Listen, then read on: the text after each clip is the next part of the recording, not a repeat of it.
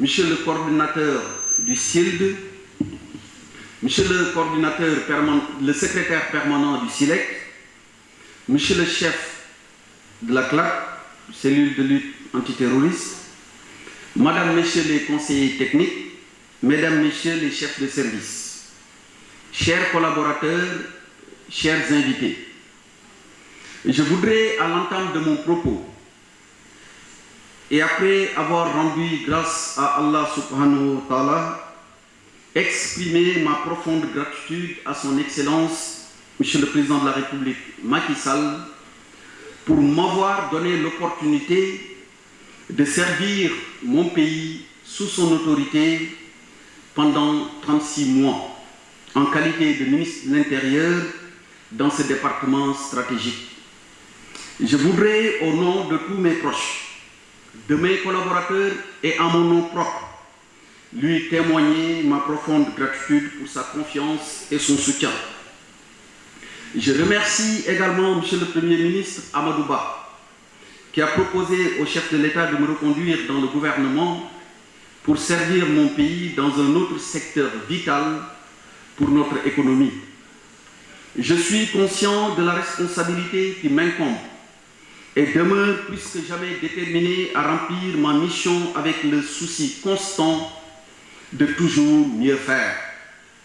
Mes remerciements vont également au personnel du ministère de l'Intérieur, car son abnégation, sa loyauté, son expertise et son engagement constant nous ont permis de maintenir l'ordre et la sécurité publique, de promouvoir le développement territorial, de prévenir les risques de catastrophes et de relever les défis liés à l'organisation des élections en 2022. Je ne cesserai de vous féliciter, d'apprécier et de louer votre travail acharné, ainsi que votre engagement à mener à bien votre mission au service du Sénégal.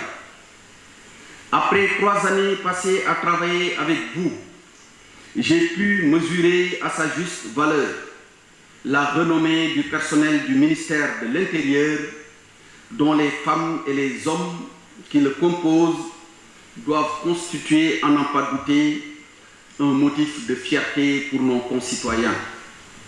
C'est donc plus que jamais rassuré que le ministère de l'Intérieur est entre de bonnes mains, que je pars avec le sentiment d'avoir travaillé sous l'autorité de son Excellence, Monsieur le Président de la République.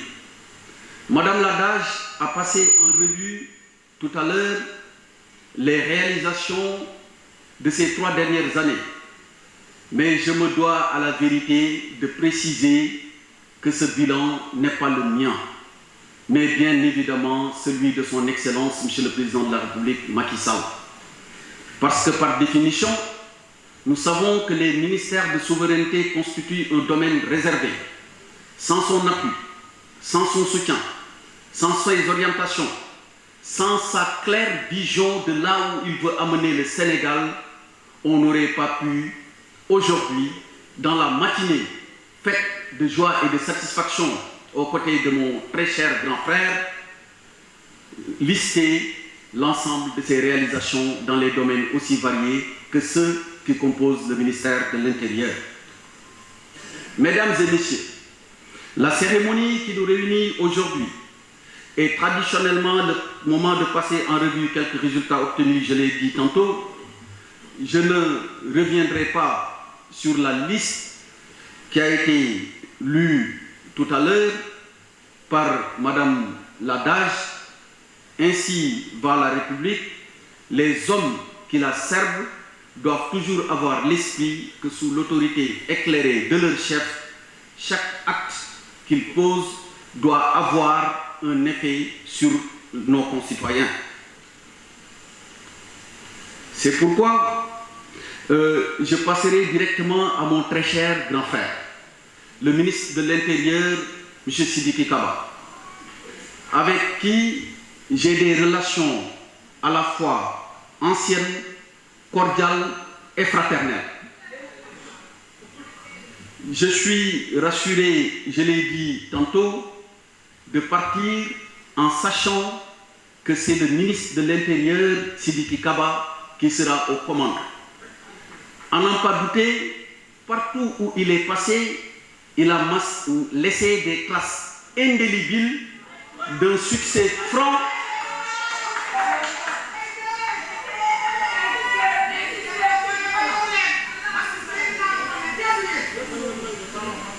Je pourrais, au risque de heurter un peu votre sensibilité, cher grand frère, et votre modestie, vous appeler, sans risque de me tromper, le ministre des ministères de souveraineté.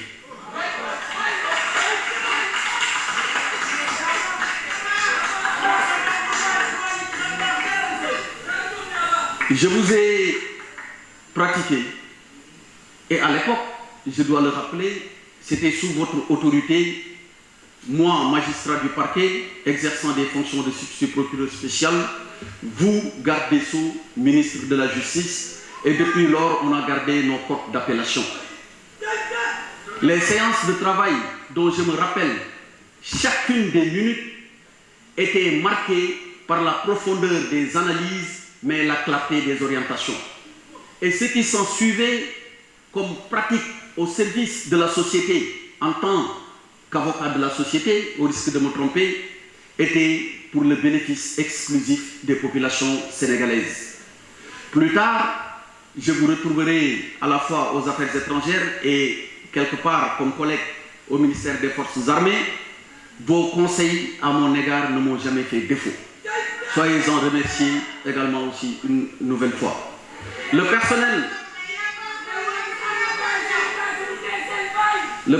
du ministère de l'Intérieur, monsieur le ministre et cher grand frère, que vous commandez désormais, je l'ai rappelé tantôt dans mon discours, est un personnel dévoué, est un personnel loyal, est un personnel professionnel. Pour paraphraser un des très grands commis de l'État, qui a été notre prédécesseur à ce poste, je veux nommer M. Djibo Leyti Ka, il disait que le ministère de l'Intérieur est la colonne vertébrale de l'État. Aujourd'hui, le chef de l'État vous confie la colonne vertébrale de l'État et de tout un peuple. Mais je n'ai pas de doute sur l'issue du travail et sur les résultats qui seront obtenus. Parce que je vous connais. Le président vous connaît mieux que moi. C'est pourquoi il vous a choisi pour me remplacer à ce poste. C'est sur ces quelques mots que je voudrais terminer mon propos tout en revenant sur des remerciements appuyés à l'endroit de tous les personnels du ministère de l'Intérieur. Si je pouvais vous citer chacun en ses prénoms et noms, je l'aurais fait. Parce que j'ai su trouver en vous une marque de respect, une marque de courtoisie, une marque d'attention, mais surtout un sens très élevé du devoir bien fait.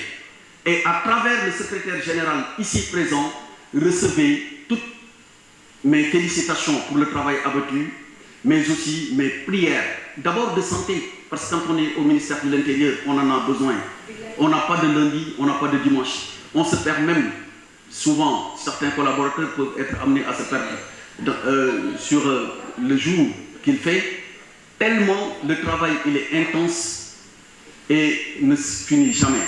Donc d'abord, mes prières pour une très bonne santé, mes prières de vie paisible à l'intérieur de vos familles, et je vous souhaite une très bonne continuation aux côtés de mon frère, le ministre Sidiki Kaba, qui, je le dis, est un très grand homme d'État, après avoir exercé une carrière internationale exceptionnelle dans les droits de l'homme et tenu un cabinet de haute main au Sénégal, en Afrique et partout à travers le monde. Je vous remercie. Auprès du ministre de l'Intérieur chargé de la sécurité de proximité et de la protection civile, Monsieur le ministre de l'Artisanat, Monsieur le secrétaire général, et je vois les nombreux chefs de service et les nombreux directeurs généraux, les directeurs que le ministre vient de citer. Et je voudrais aussi saluer toutes les personnes qui ont bien voulu faire le déplacement pour venir assister à cette cérémonie. Que ce soit les autorités religieuses, que ce soit évidemment la presse qui est avec nous, mais aussi les parents, tous ceux qui ont jugé nécessaire de venir aujourd'hui être présents parmi nous.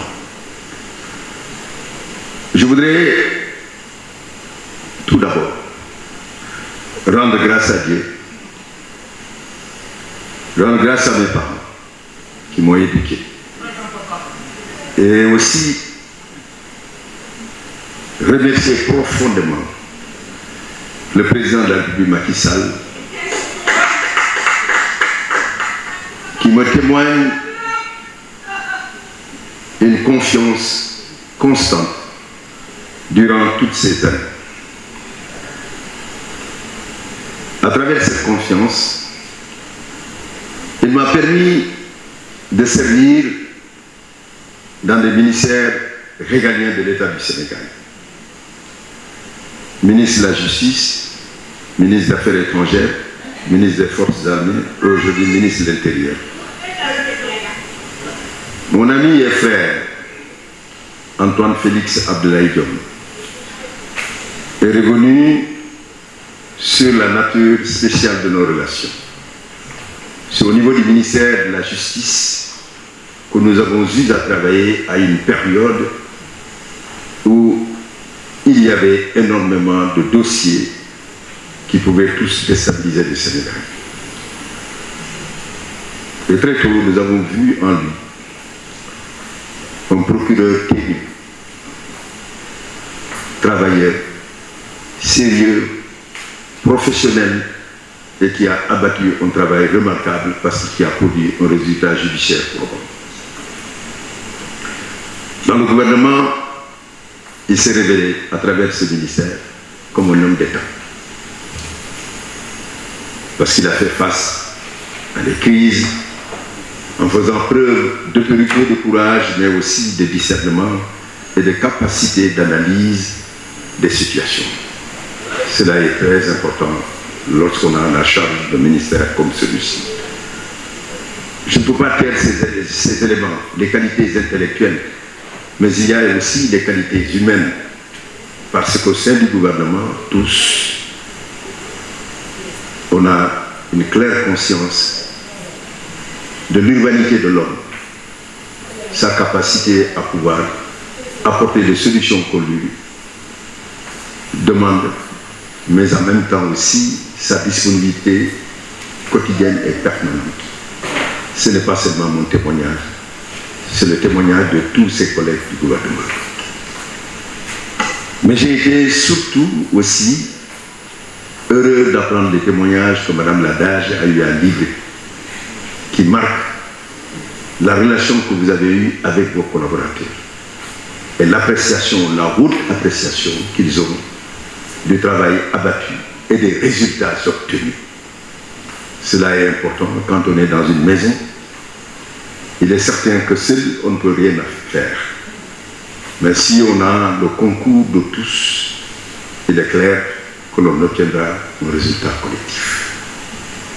Je pense que cette qualité managériale qui a permis d'atteindre l'ensemble de ces résultats énumérés dans la lutte contre un phénomène qui a eu des ravages sur notre jeunesse, comme la drogue, de l'immigration qui reste un fléau, mais pour lequel ce ministère travaille au quotidien pour essayer en quelque sorte d'y apporter les meilleures solutions. Mais surtout, ce qui souvent amène des tensions dans notre pays, l'organisation successive de 3 élections avec les résultats que nous avons connus. Et cela, nous devons vous féliciter pour cela, Monsieur le ministre. Je voudrais surtout dire que ce qui est important à retenir, la feuille de route qui m'a été confiée par son Excellence Monsieur le Président de la République Macky Sall, c'est de travailler à faire en sorte que, puisque nous allons vers des échéances, que ces échéances se déroulent dans les meilleures conditions, dans les conditions optimales, chaque Sénégalais pourra, dans la paix et la sécurité, aller voter et pouvoir rentrer chez soi et attendre les résultats. Le verdict des urnes, qui sera le verdict du peuple, verdict qui sera respecté. Et rassurer tout le monde que notre pays est un pays de vieille tradition démocratique. Depuis un peu plus de 1848, dans la deuxième République française, nous votons au Sénégal.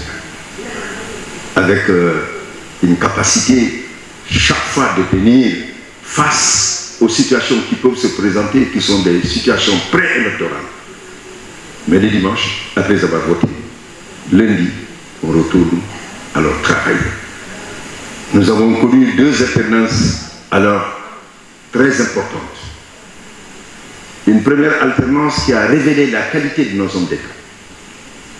Nous avons connu un régime socialiste avec Senghor, 40 ans d'exercice du pouvoir.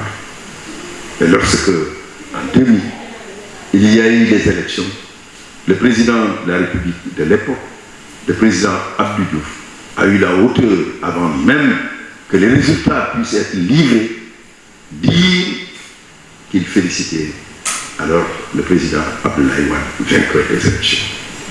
C'était un signal fort pour le continent africain et pour la force et la démocratie sénégalaise. Et lorsque aussi, en 2012, il y a eu des élections, cette fois-ci le président Abdoulaye Wade n'a pas attendu le lendemain.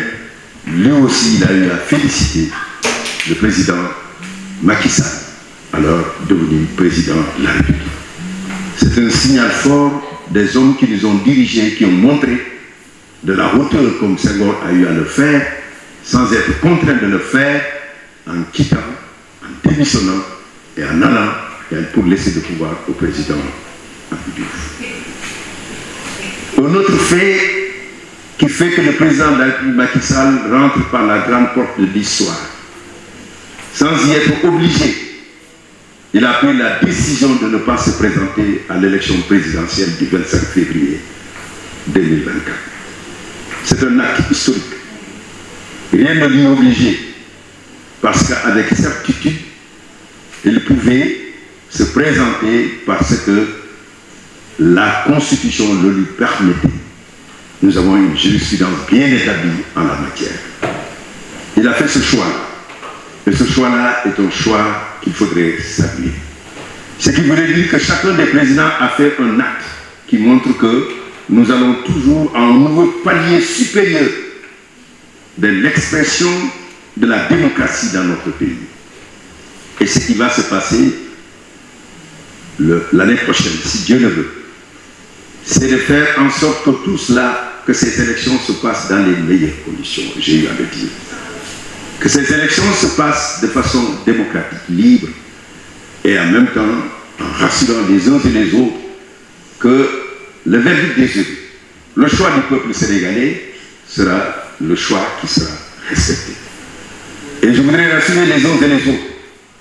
Ce ministère a eu la capacité d'organiser à tout moment les élections. Pour les sceptiques, il faudrait se rappeler que c'est un président qui a organisé les élections, le président Abdou Diouf, et qui a perdu le pouvoir et qui a aussi quitté le pouvoir sans pour autant menacer ce pays. C'est un autre président qui a organisé les élections, le président Abdoulaye Wade, qui a quitté le pouvoir sans que rien ne se passe. Mais il y a des hommes et des femmes de qualité qui sont dans ce ministère, qui savent organiser les élections, qui ont l'expertise et la capacité de pouvoir interpréter les textes et aussi les appliquer. C'est ce qui a fait que ces élections ont produit les résultats que nous connaissons. Ceux qui les contestent se rendent compte, au bout du compte, qu'à partir du travail qu'ils ont fait, nous avons vu que l'ensemble des instruments qui permettent à une élection de réussir, que ce soit le matériel électoral qui doit arriver à temps, avec la contribution éminemment importante des exécutifs locaux, les gouverneurs, les préfets, tous dans les coins et les recoins du Sénégal, tous les bureaux de vote perdus, ce ministère a pu donc organiser ces élections dans ces conditions-là. C'est l'engagement qu'ils ont pris à travers Madame la DAGE de faire, et c'est ce qu'ils feront. Et nous le ferons ensemble. Et je pense que les qualités qui permettent précisément d'atteindre les objectifs, c'est de pouvoir travailler dans la mutualisation des expériences, des savoirs, de manière à atteindre les objectifs fixés par le président de la République, Macky Sall. Je ne voudrais pas davantage parler. J'ai une émotion quand même en pensant à mes parents. Et je voudrais vous dire merci.